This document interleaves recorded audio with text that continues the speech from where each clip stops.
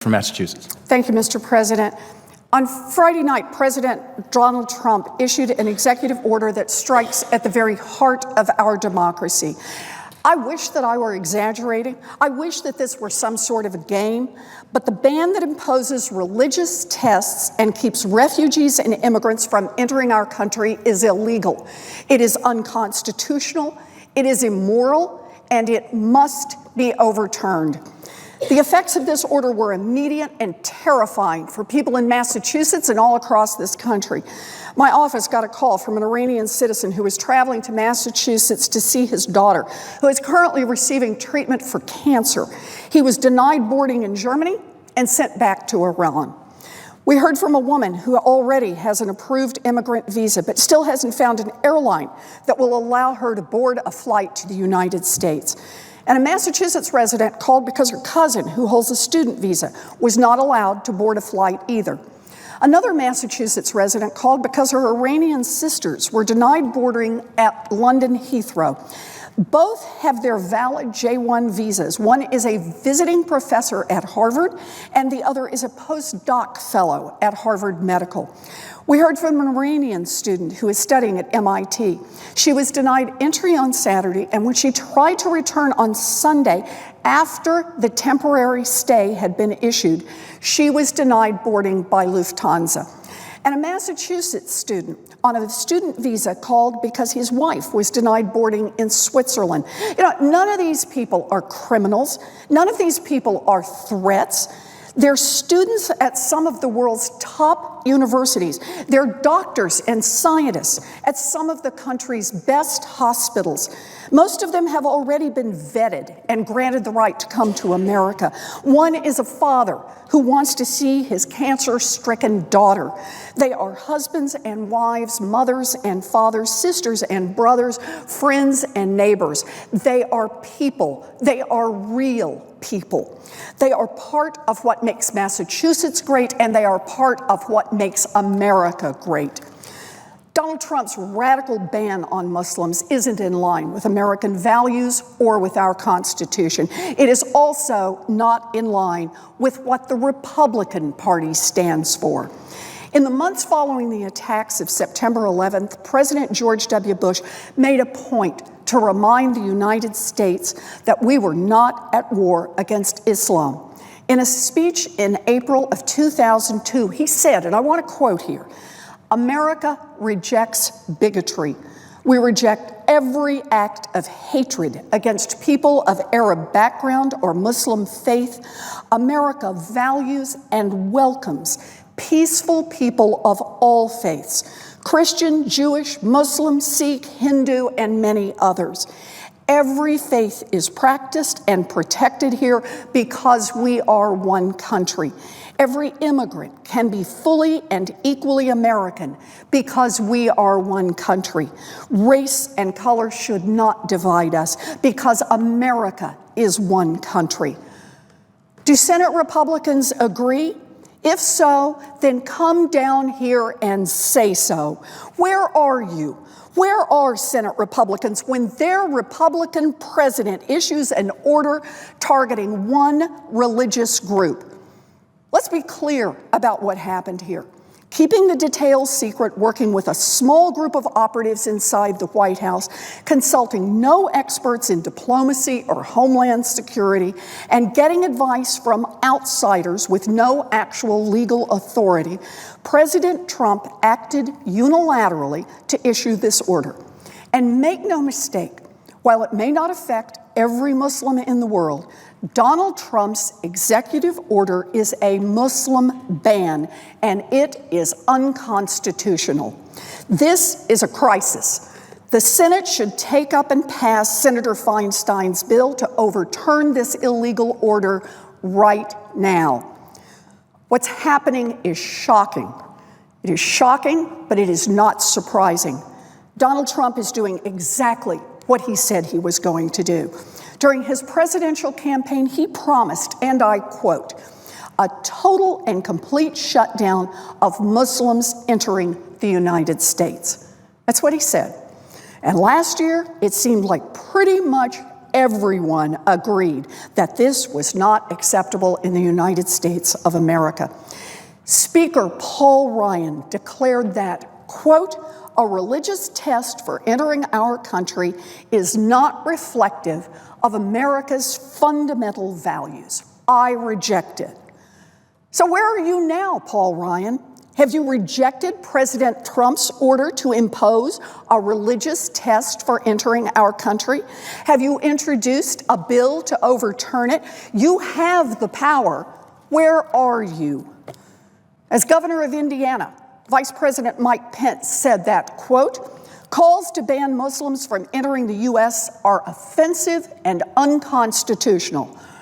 So where are you right now, Vice President Pence? Have you called to overturn President Trump's offensive and unconstitutional order? Have you asked Republicans to introduce a bill to overturn it? You have a platform. Where are you? And Senate Majority Leader Mitch McConnell called a Muslim ban, quote, "completely and totally inconsistent with American values." So where are you right now, Mitch McConnell? Have you rejected President Trump's Muslim ban that is completely and totally inconsistent with American values? Have you introduced a bill to overturn it? You have the power. Where are you? President Trump ignored these Republican leaders, and today, these Republican leaders will not stand up for what is right. President Trump may be willing to ignore the Constitution and the laws of the United States of America. And the Republican leadership in Congress may be willing to ignore the Constitution and the laws of the United States of America, but the American people are not.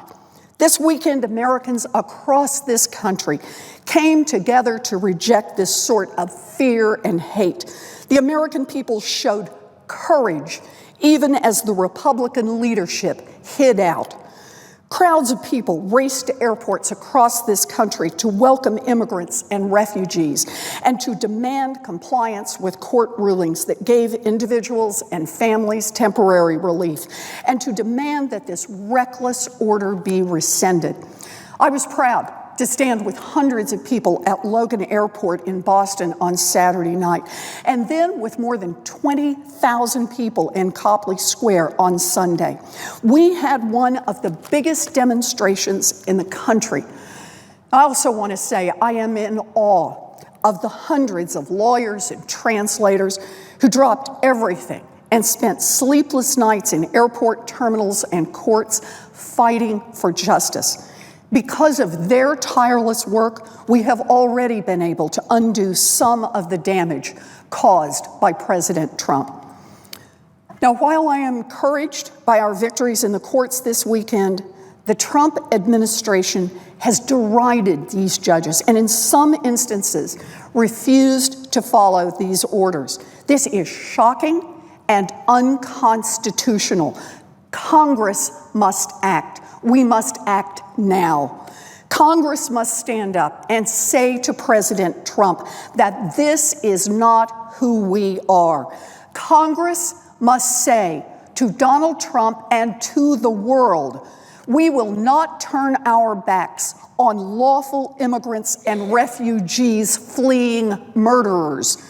We will not turn our backs on people who risk their own lives to protect our soldiers in Iraq and in the fight against ISIS. We will not give ISIS more recruiting material. We will not promote an imagined religious war between America and Islam. We will stand for our values, for American values, for human values. We will not be divided by hate and fear. 15 months ago, I traveled to the Greek island of Lesbos. This is the first stop for many Syrian refugees as they flee from the terrors of ISIS. And that was where I saw the shoddy, paper-thin rubber rafts that people cram onto with nothing more than a hope and a prayer that they will make it across a choppy sea. I saw the little plastic pool floaties that people put on small children, hoping that it would be enough to save them if the raft went down. And I met a 7-year-old girl who had been sent out on that perilous journey alone. I thought about what horrors her parents must have faced to hand a wad of cash to human smugglers with only the most desperate dream that their little girl would find something better on the other side. President Trump is trying to shut the door on that little girl and on countless others who are fleeing for their lives. He's trying to shut the door on children, on doctors, on students, on engineers, on husbands and wives, on grandmas and grandpas. And that's not all. President Trump is trying to shut the door on people who risked their lives helping American soldiers, people who face execution in the hands of terrorists if they are sent back. President Trump is even trying to shut the door on legal immigrants, on students and faculty, on people who work in Massachusetts and across this country, on people who have already been thoroughly screened for entry into the United States and have been granted permanent status to live and work in our country. This has nothing to do with security, nothing. Little girls fleeing from murderers are not a threat. Elderly grandparents detained at airports are not a threat. Students and teachers and people who work in Massachusetts and across the country are not a threat. Iraqi translators who put their own lives at risk to protect American soldiers are not a threat. We should welcome them. We should welcome them with open arms. That is who we are. Voices from across the political spectrum, including many of my friends from across the aisle, have already stepped forward to criticize this order. But criticism is not enough. President Trump's executive order must be overturned. We must overturn it. For those who remain unconvinced, I would like to take some time this evening to talk about some of the people who are hurt by the president's reckless, heartless, illegal, unconstitutional actions. As stories have poured in to my office, on the evening news, on social media, we have heard time and again about the consequences of President Trump's reckless and illegal order. And I would like to share some of those stories in my time tonight. I want to start with a story. I want to read one. My staff and I have spent the weekend listening to and meeting with people who've been affected. I have seen firsthand the devastating effects of President Trump's actions. And I want to start with a story of someone I met at Logan Airport on Saturday night. The story I want to read is from CBS Boston. Detainee released after federal judge grants stay on Trump's immigration freeze. Ahmad Hassani Bey was questioned at Logan Airport Saturday while trying to get back into America after caring for his sick father in his native Iran. Hassani Bey has lived in the Boston area for approximately 9 years after a judge granted a case brought by lawyers from the American Civil Liberties Union Saturday night. Hassani Bey was reunited with his wife and daughter, who had traveled with him to Iran but returned 2 weeks earlier. He was not angry about his questioning. Everybody was friendly, Hassani Bey told WBZ TV's Jim Smith. They had to do what they had to do. I'm grateful for all the people back there, but it was chaotic. Hassani Bey's wife is now questioning what the future will be like for her family in America. It's just terrifying how my life has changed in 2 days, 3 days.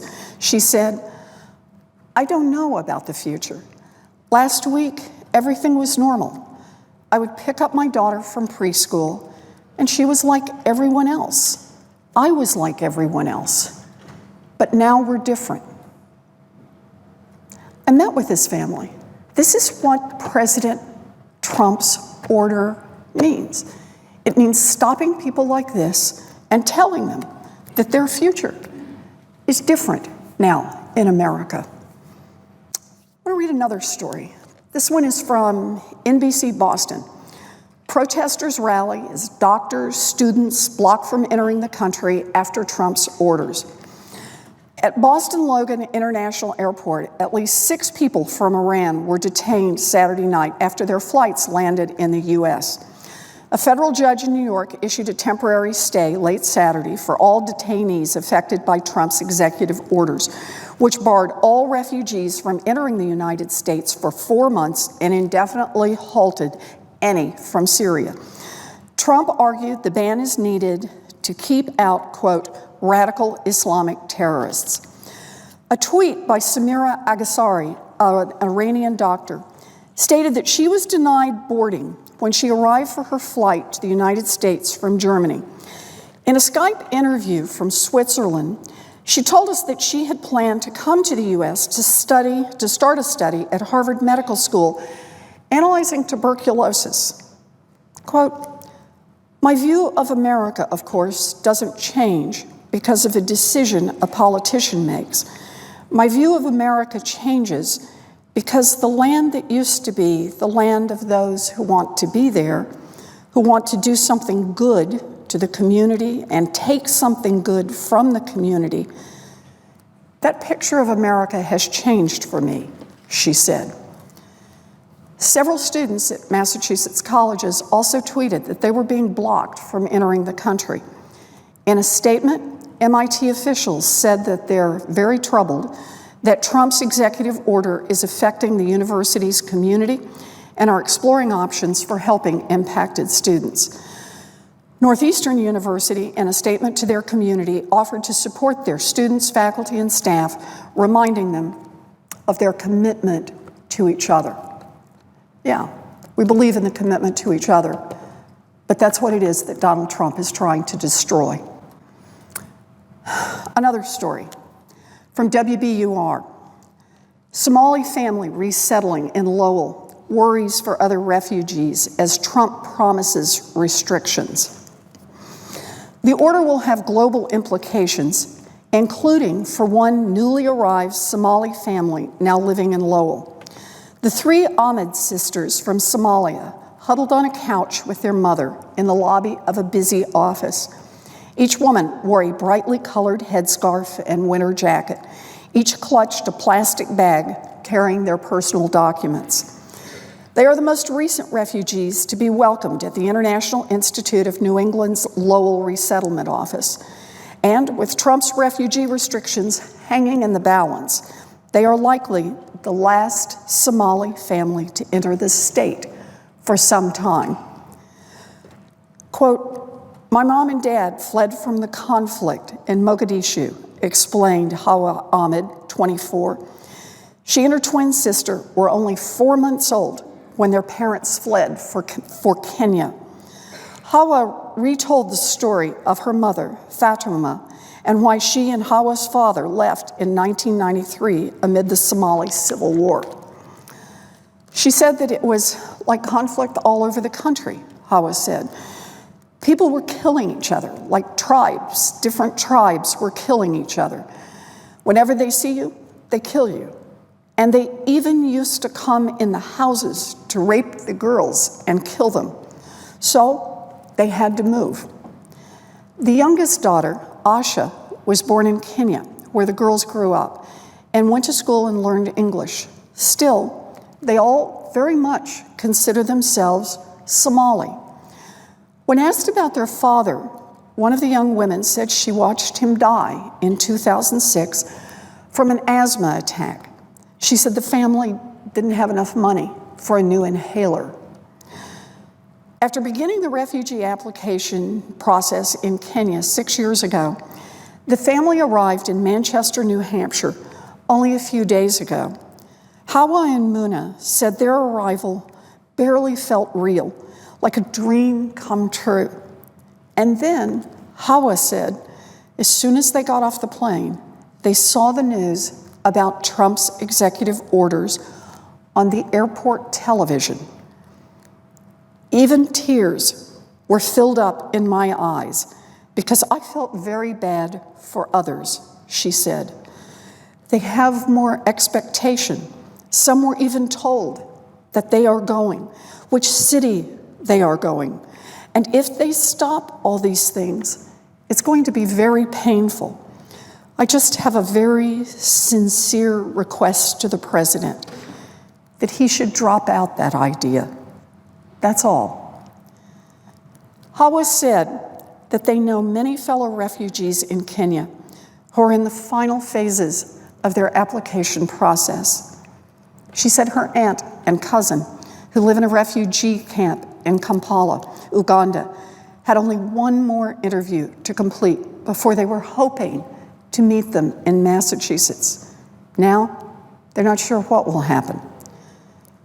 I couldn't sleep last night just thinking about them, and she has been in the process for so long. And we want, if you can help her, Hawa said. That is what Donald Trump is doing to people around the world. Another story, WCVB TV. Trump's executive order worries Massachusetts family awaiting loved one. With the stroke of a pen, President Donald Trump fulfilled a campaign promise that temporarily bans more than 130 million people from entering the United States. Several people were prevented from entering Boston due to Trump's executive order. Quote, "We are very worried. We are very concerned," Omar Salem of Canton said. "I'm hoping for the best. I'm hoping that I could get a text from him saying, 'I'm here.'" Salem is anxiously awaiting his brother's arrival back in Massachusetts. The Syrian-born, Boston-based orthodontist was on vacation when the president signed the executive order, suspending visa entry from 7 countries.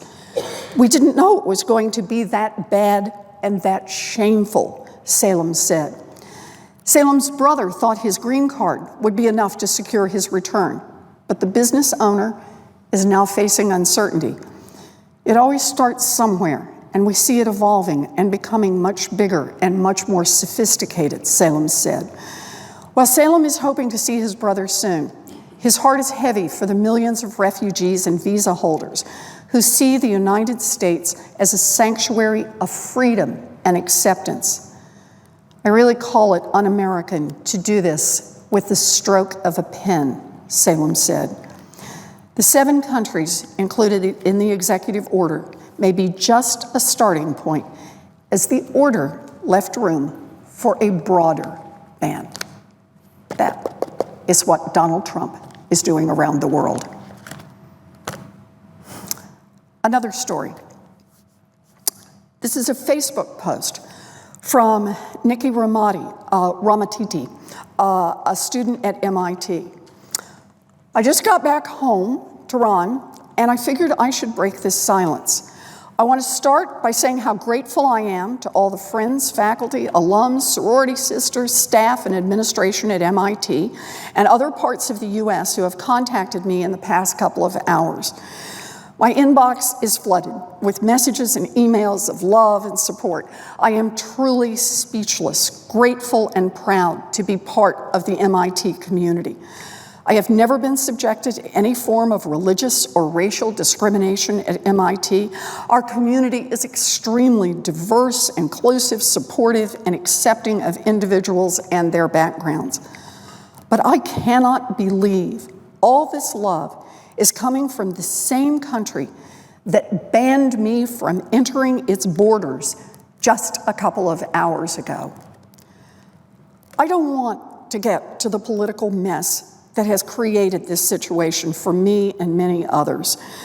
I just want to share what millions of other people and I are going through, and simply what it feels like to be an Iranian and targeted to such racism and discrimination, things I have been very familiar with most of my life.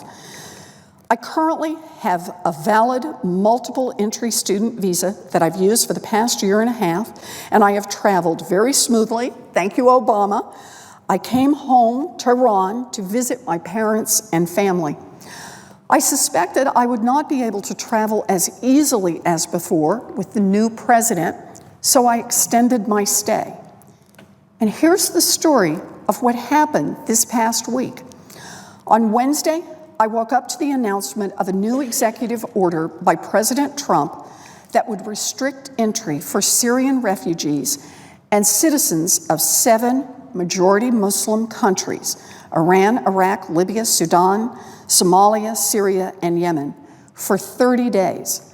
As BBC Persian, one of the reliable sources here, contacted immigration attorneys and politicians, this order was read and interpreted as, quote, issuance of any types of immigrant and non-immigrant visas would be banned for citizens of those countries for 30 days. The president had not yet signed this order, so the ban was not yet effective. I changed my flight to another one that would get me to Boston on Saturday night with a transfer in Qatar. It was rumored that the president signed the order once I was on my way to the airport, and it was executed while I was in my first flight to Doha. But I looked on the White House website, BBC, and the Washington Post, and nothing had been published yet. When I got to Doha, I was stopped at the gate for my U.S. flight. We found out that the ban, which is effective for 90 days now instead of 30 days, included everyone currently holding an immigrant, student, or tourist visa, as well as green card holders. We heard a lot of people were deported at the American border in different cities. About 30 other Iranians and I were stuck in Doha, waiting for flights back to Tehran. Among them were old couples trying to go and see their children in the U.S., 2 old women trying to be with and help their pregnant daughters there for their 3rd trimesters, students who had just gotten their visas, and families who had sold their belongings back home so they could build a better life in the U.S. All these people had gotten visas legally and had gone through background checks. The president had said that the goal of this order was dealing with illegal immigration. Do any of these people sound like illegal immigrants? This will not secure the borders from terrorism and illegal immigrants. It will only increase racism in the American society. The president is trying to make Islamophobia a norm and a policy by which he wants to lead the country. There has not been a single terrorist activity from those 7 countries listed above in the U.S. If you feel like helping millions of people facing this, please contact your representatives or senators in your areas and ask them to fight against this absurd ban. Reach out to friends and ask them to do the same.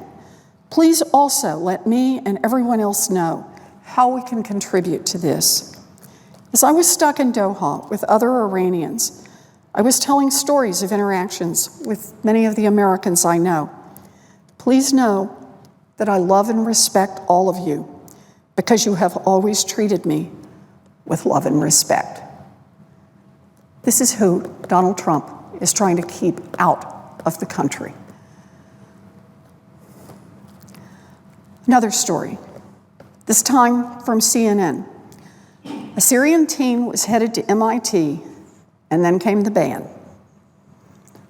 Mohammad Hassan was ecstatic when he got the acceptance letter. All through high school, the 18-year-old had one goal in mind: get an engineering degree from the prestigious Massachusetts Institute of Technology. But Hassan is from Damascus, Syria, and Friday, he had his hopes crushed through no fault of his own. When President Trump signed an executive order on immigration, temporarily banning citizens from certain Muslim-majority countries, Syria was one of the 7. Quote, "Now Trump's orders will prevent me from going there," he told CNN. "My dreams are basically ruined." Hassan had been looking forward to his journey to the Cambridge campus in the fall. He says he had been offered a scholarship. He's read and reread that letter from MIT dozens of times. "Dear Mahmoud, on behalf of the admissions committee, it is my pleasure to offer you admission to the MIT class of 2021. You stood out as one of the most talented and promising students in one of the most competitive applicant pools in the history of the Institute. Hassan doesn't know what he will do next. This is who Donald Trump is determined to keep out of America. Another story. This one is from our office. A constituent from Concord, Massachusetts, came into my office in Boston just this morning, Monday, January 30th, 2017, just today. And she came looking for more information on the current status of the Muslim ban on behalf of her husband, who was originally born in Iran. Now, she explained that when he was young, he received refugee status in Australia for religious persecution, and he was raised in the Baha'i faith. He now has dual citizenship in Iran and Australia, and is a green card holder of 10 years here in the United States. He is the vice president of a startup company that requires him to travel outside the country often, but has decided that because of the latest executive orders to stay grounded in the United States until further notice. He is currently safe in the United States. Iman has also decided to begin his United States citizenship application. And the couple has 2 young children that they are raising in the United States. Afraid to travel outside the United States on business because of Donald Trump's ban. Another story. This is a story via the Wall Street Journal. Iraqi interpreter Laith al-Haidar received multiple death threats for working with the American military at the height of the war in his country. In return for helping the U.S., he and tens of thousands of other Iraqis were promised U.S. immigration visas. Nearly 4 years after he applied, the 41-year-old father of 2 is still waiting for a visa. And now he faces a new setback. President Donald Trump signed an executive order suspending immigration from several countries with a Muslim majority, including Iraq, and a temporary ban on all refugees. Mr. Haidar is among the roughly 58,000 Iraqi applicants for U.S. immigrant visa and refugee resettlement under the federal programs that promised to fast-track entry for Iraqis who worked with the U.S. government and other institutions deemed critical to the U.S.-led effort in Iraq, according to the State Department. A similar program for Afghans who've worked with the U.S. government may also be at risk. At least 1 Iraqi and 2 Afghans who worked with the U.S. government and also qualify for expedited immigration visas were turned away from American ports of entry on Friday and Saturday, a State Department official said, adding that several more were prevented from boarding planes to the United States. A substantial backlog of applications remains in part because Congress limits the number of visas that can be granted each year. Frustration with visa delays has now been aggravated by Mr. Trump's executive orders. Critics of the visa ban say it abandons thousands of valuable allies abroad and risks deterring such people from working with the U.S. in the future at a time when Mr. Trump is promising a more aggressive military posture abroad. Quote, "These guys laid their lives on the line alongside American soldiers and got paid a fraction of what I made," said Jake Thomas, a U.S. Army veteran who worked with Mr. Haidar in Iraq and who now lives in Georgia. "If they want out, we need to honor our promises and get them out." Mr. Thomas is one of several U.S. military officers who have written letters to the State Department appealing for Mr. Haidar to get a visa. He said he sympathizes with some of the views regarding immigration that Mr. Trump campaigned on, but, he added, Iraqis like Mr. Haidar, quote, were singled out and shot at for serving the United States, and we made a promise, he said. Mr. Thomas said he knew of 5 Iraqi interpreters who were killed in the 15 months of his last tour in Iraq, including 3 who were gunned down in their homes for working with the U.S. military.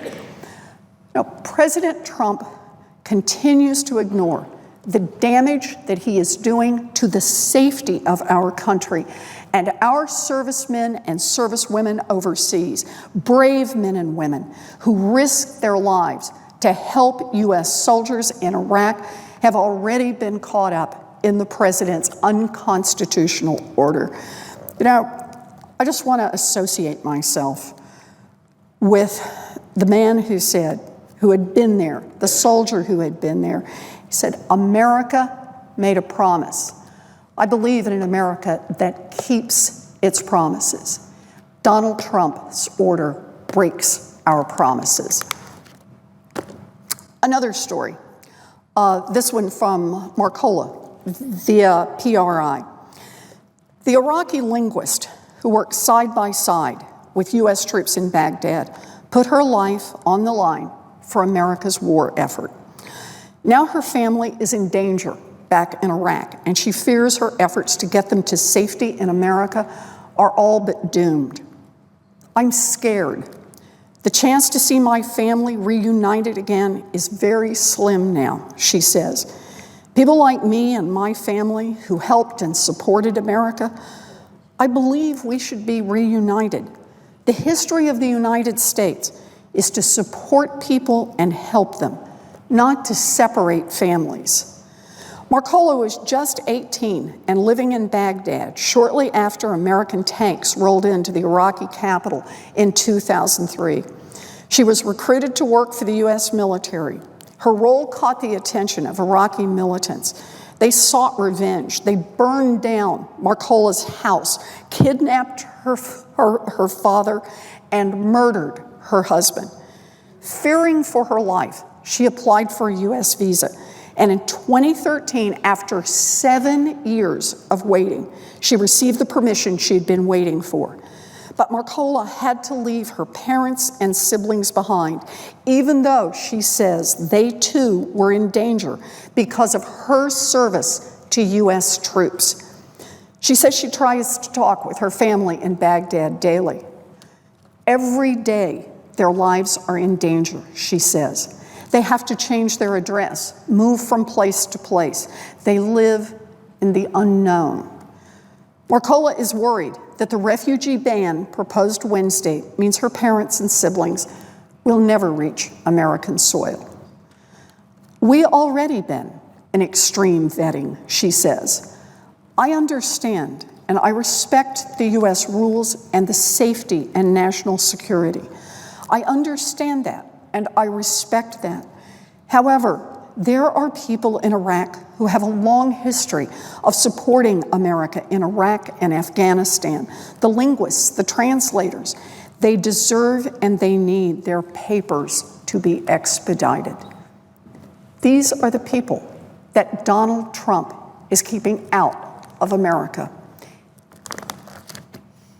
Another story from Mother Jones. Immoral, stupid, and counterproductive. National security experts slam Trump's Muslim ban. Quote, at the moment we need the most, we're telling these people, get screwed. While Trump's executive order claims to be in the interest of, quote, protecting the nation, experts in national security and counterterrorism who spoke with Mother Jones argue that it poses potentially disastrous immediate and long-term security threats to the nation and to U.S. personnel overseas.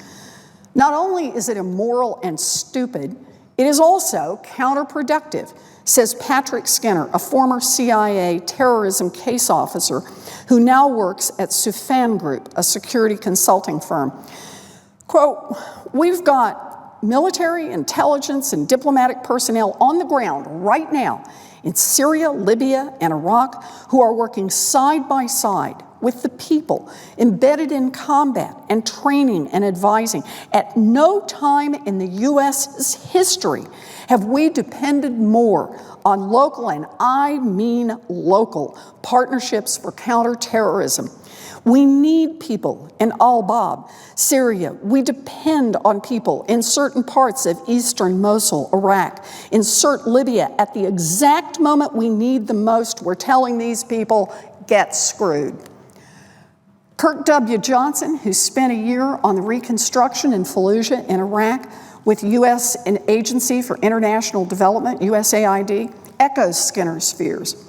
This will have immediate national security implications in that we are not going to be able to recruit people to help us right now. And people are not going to step forward to help us in any future wars if this is our stance. The U.S.-led war on ISIS is but one of a front of constellation of fights against extremist groups that could be hampered by Trump's decision. Quote, the U.S. is officially banning people in these countries. At the same time, we're trying to build up local support to fight ISIS, Skinner says. It takes a long time to build trust with these people. You have to start over and say, okay, starting now, trust me. How many times can you get away with that? It also sends a message that groups like the so-called Islamic State can exploit. Elizabeth Goitein, the co-director of the Brennan Center's Liberty and National Security Program, says, the message this projects is that America sees Muslims as a threat, not specific actors who are intent on committing terrorist acts. The message that America really is at war with Islam will be ISIS's best friend.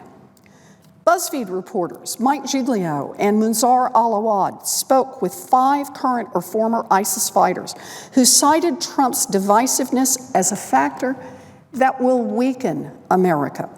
They added that his rhetoric against Muslims will help them reinforce their narrative that America and the West are fighting not just terrorism, but fighting Islam itself. Trump will shorten the time it takes for us to achieve our goals, said one. Meanwhile, the very allies who have operated alongside U.S. personnel in war zones for years, contractors and translators like Darwish, are once again being abandoned.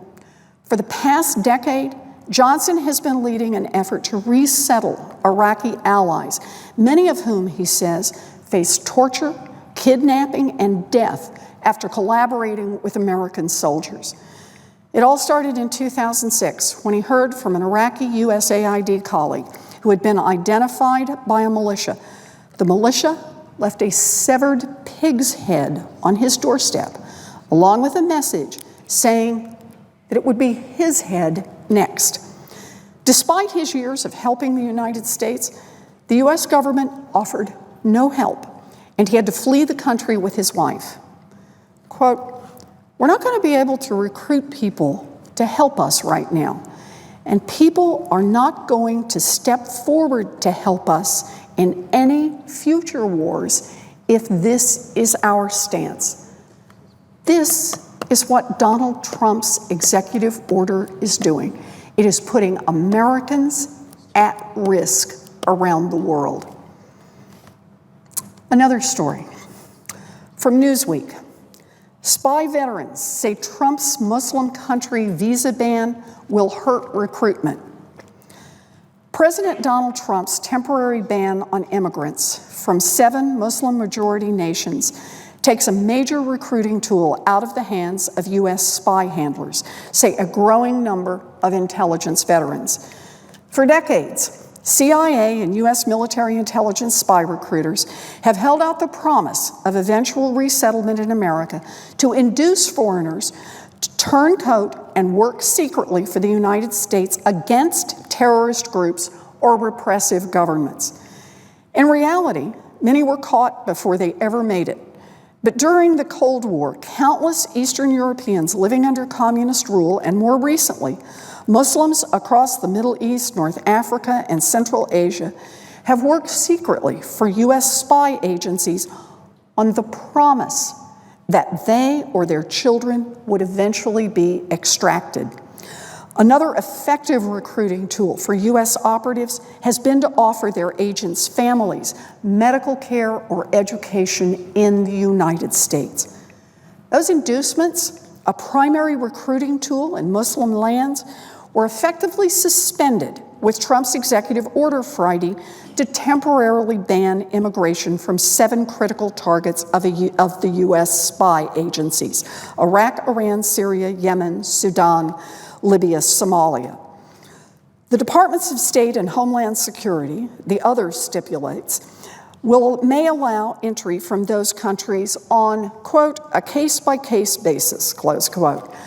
But it's a bulky arrangement and not likely to appeal to the managers of the CIA's highly secretive operations directorate, its espionage and covert action arm. Intelligence veterans with vast counterterrorism experience are expressing dismay about how the order will affect their spy operations. These individuals often put themselves at the risk of death for working with the United States. And without the ability to offer them safety, we will be reducing the likelihood that those in countries targeted by the ban will work with us in the future.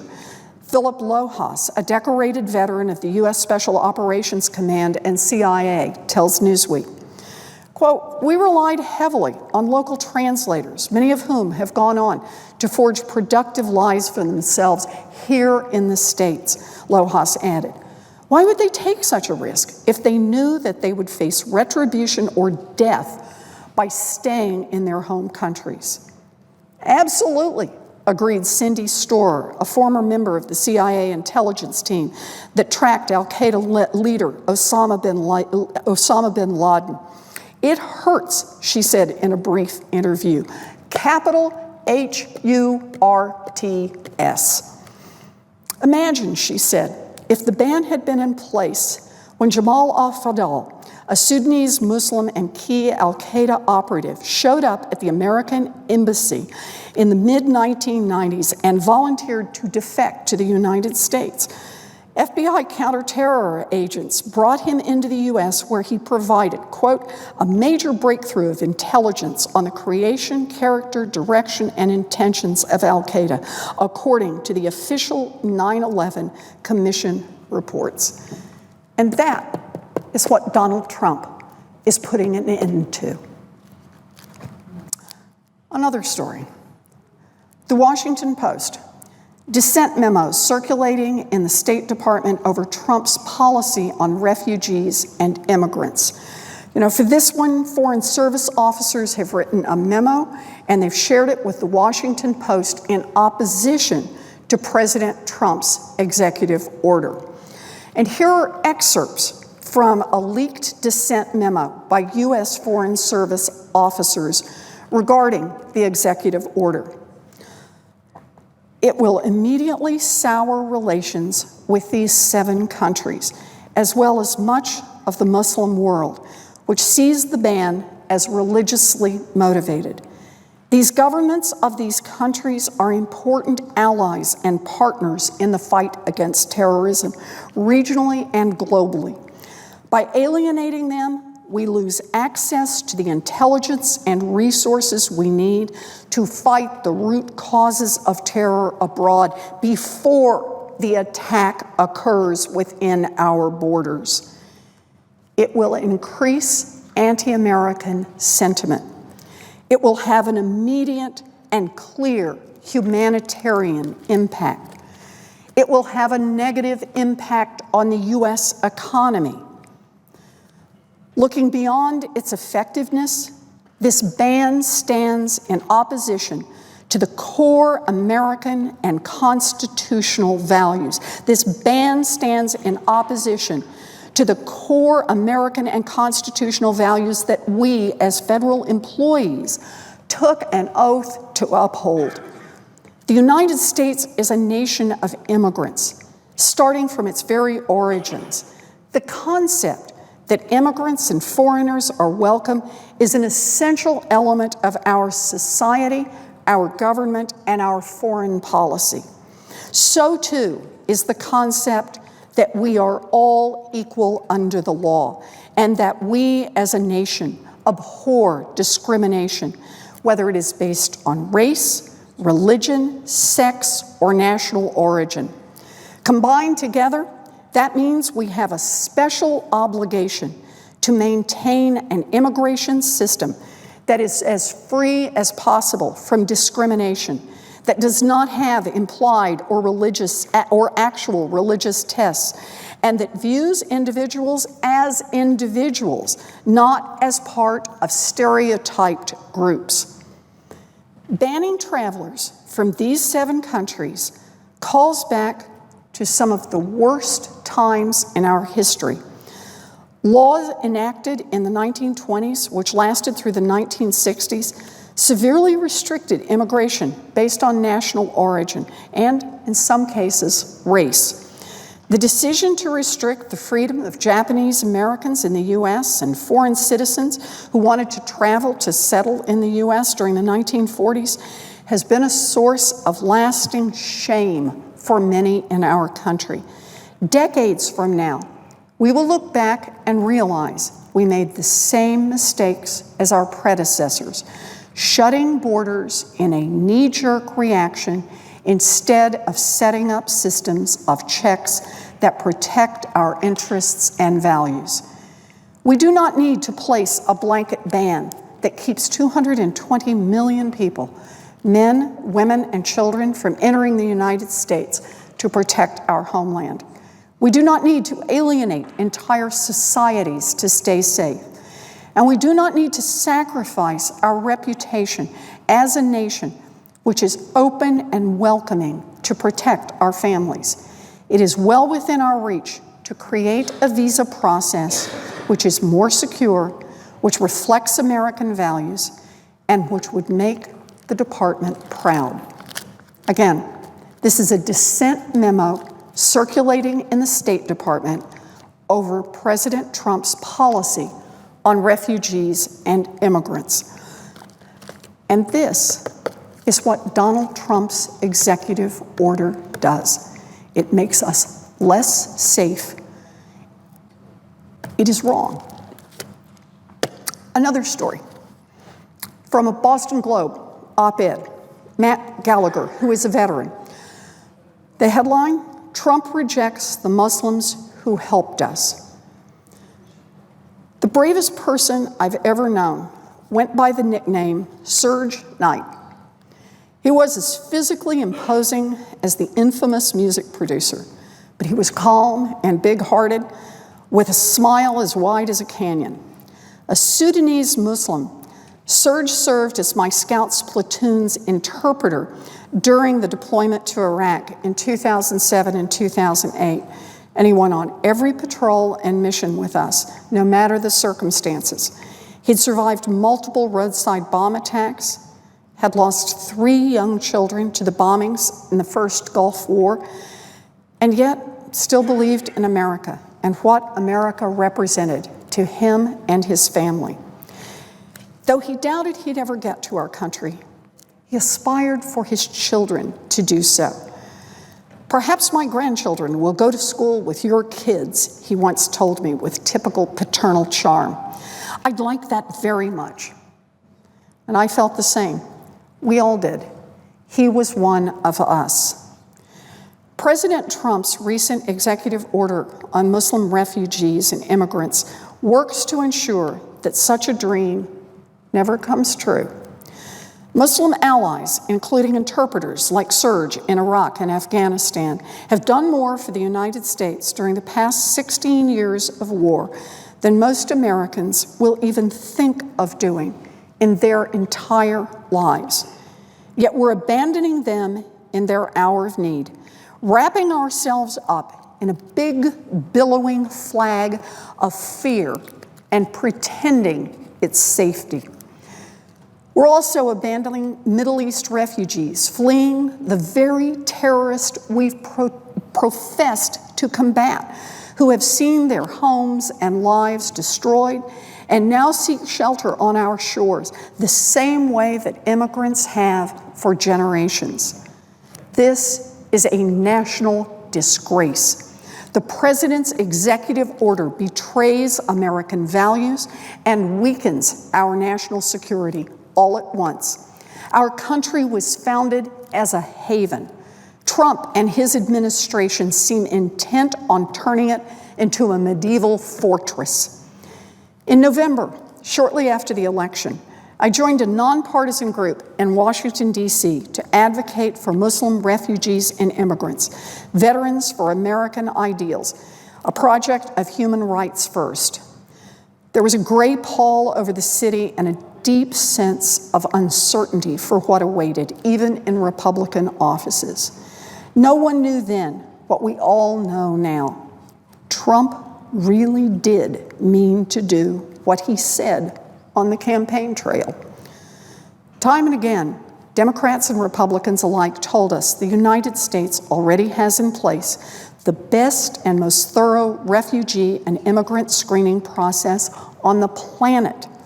A prominent Republican advisor assures us that Trump's, quote, extreme vetting idea was just a ploy to rustle up votes. A national security official suggested that we should be more thankful that Congress had saved the special immigrant visa program for interpreters and translators who served with the U.S. military and maintained that the amount of issued visas was sufficient despite the overflowing backlog of requests. A shouting match ensued. Enraged veterans can have our own sort of diplomatic style. I look back at that week with both pride and despondency. On one hand, to see so many young American veterans standing up for the principles of our nation, often the very same principles that led them to enlist in the military to begin with, was stirring. We tried, sometimes successfully and sometimes not, to convey to politicians the importance of remaining true to our Muslim brothers and sisters in arms. We also tried to remind them of the secondary and tertiary effects of not honoring the bonds forged in combat.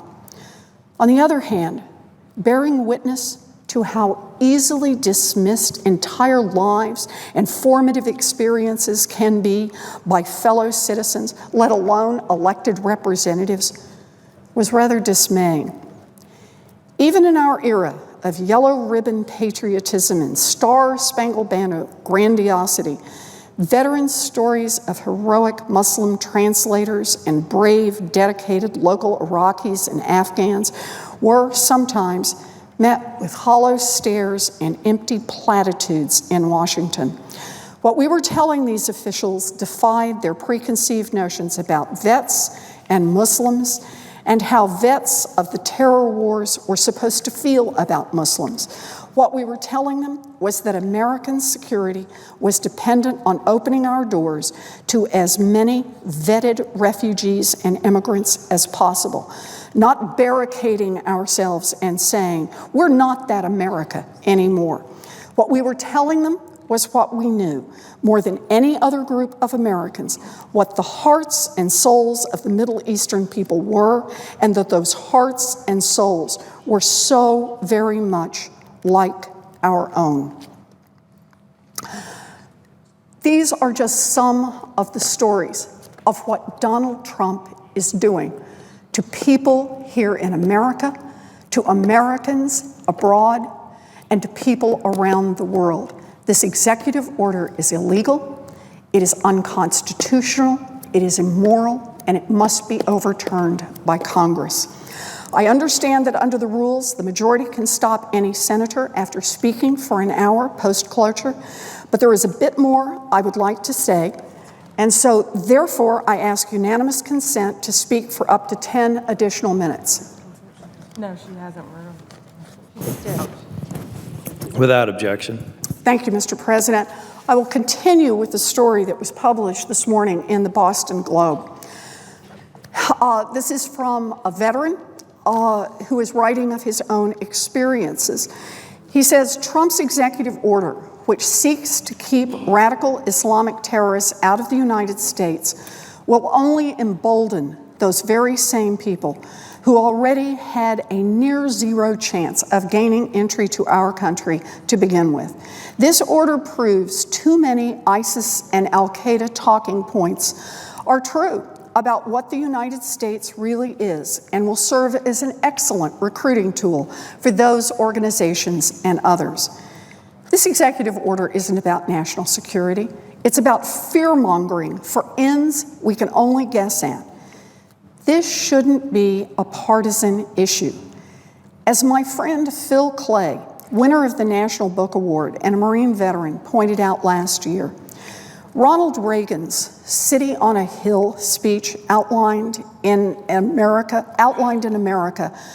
for all the pilgrims from all the lost places who are hurtling through the darkness toward home. I get that people are scared, Clay continued, but it's only during frightening times when you get to find out if your country really deserves to call itself the home of the brave. Donald Trump's zero-sum worldview and flimsy understanding of the intricacies of modern war and terrorism threaten to undermine our republic.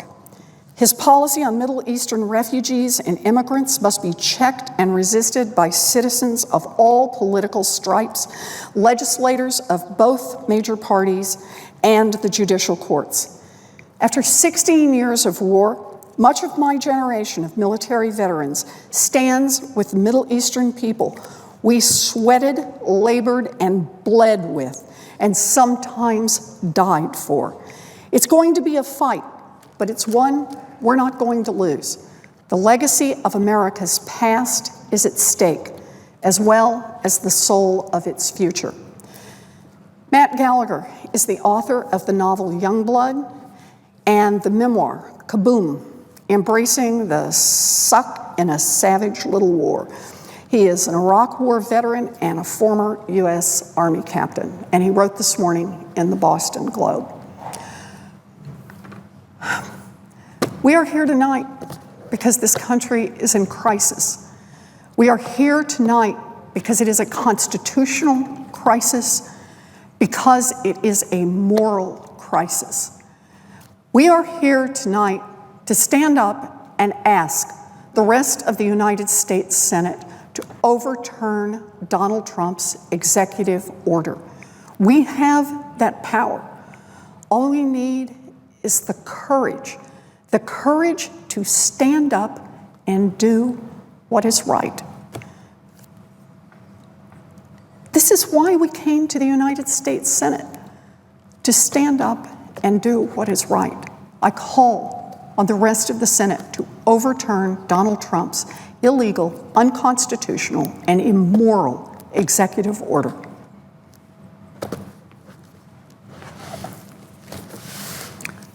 Mr. President, I yield.